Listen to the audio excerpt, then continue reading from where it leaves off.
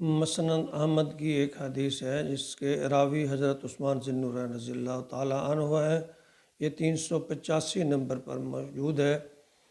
حضرت عثمان رضی اللہ تعالیٰ عنہ فرماتے ہیں کہ نبی اکرم صلی اللہ علیہ وسلم نے فرمایا کہ جو بندہ مومن عشاء کی نماز جماعت کے ساتھ ادا کرے اور پھر صبح کی نماز باجماعت نماز ادا کرے تو اس کی ساری رات عبادت میں لکھی جائے گی۔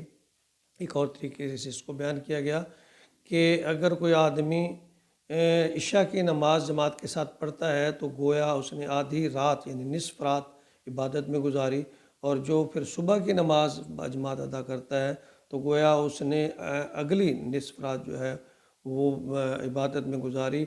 تو عشاء کی نماز اور صبح کی نماز اگر دونوں باجماعت ادا کر لی جائیں تو انسان کی ساری رات عبادت میں لکھی جاتی ہے۔